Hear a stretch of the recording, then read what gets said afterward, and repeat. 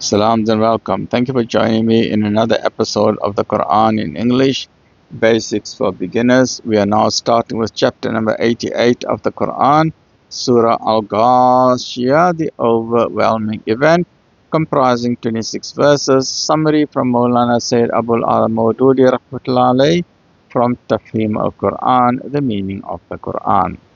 The chapter takes its name from the word Al-Ghashiyah, which is found in the first verse. Once again, this is the earliest of the surahs to be revealed in Mecca. The theme and subject matter.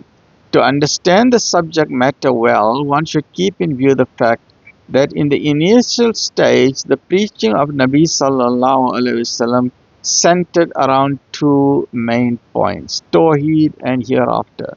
Tawheed and Akhirah. La ilaha illallah, there's only one God, and hereafter there's a guarantee of a new life after death. And the people of Mecca were confronting and repudiating and objecting to both of these concepts.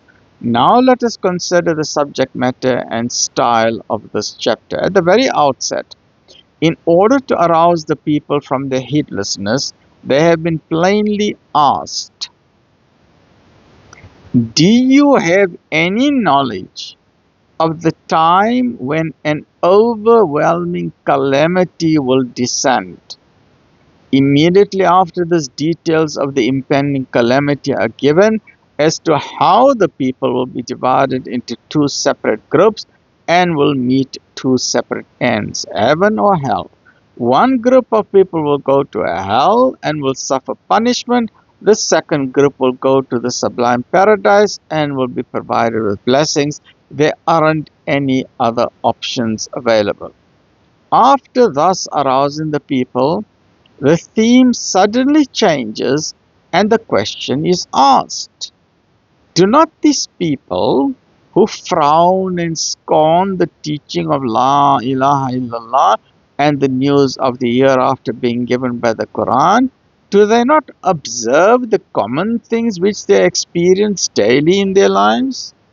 Do they never consider how the camels, on whom their whole life activity depends on, how did these camels come into being? Endowed precisely with the exact characteristics as they required for the beasts needed in the desert life? Didn't they think about it? Are they simply saying what the evolutionists are saying, that this is just adaptation of species and is just a chance event? When they go on their journeys, they see the sky, the mountains, the earth.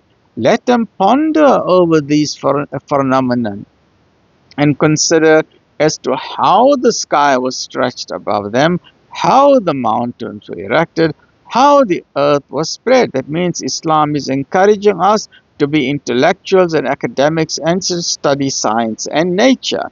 Has all this come about without the skill and craftsmanship of an all-powerful and wise designer?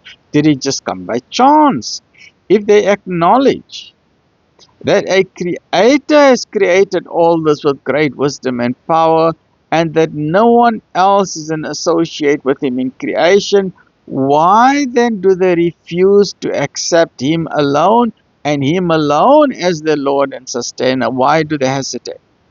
And if they acknowledge that if they acknowledge that God had the power to create all this, then on what rational ground do they hesitate to acknowledge that God also has the power to bring resurrection, to recreate man? I don't know why it's showing double there. And to make hell and heaven. After making the truth plain by this concise and rational argument, the address turns from the disbelievers to Nabi Sal'lal'laa'hu A'layhi Was'sallam, and he is told, if these people do not acknowledge the truth, they may not. You have not been empowered to act with authority over them so that you should coerce them into believing. There's no compulsion in religion. Your only job is to exhort, so exhort them, remind them. Ultimately, they have to return to us. Then we shall call them to full account and shall inflict a heavy punishment on those who do not believe. Stay well, look after yourself. Alhamdulillah.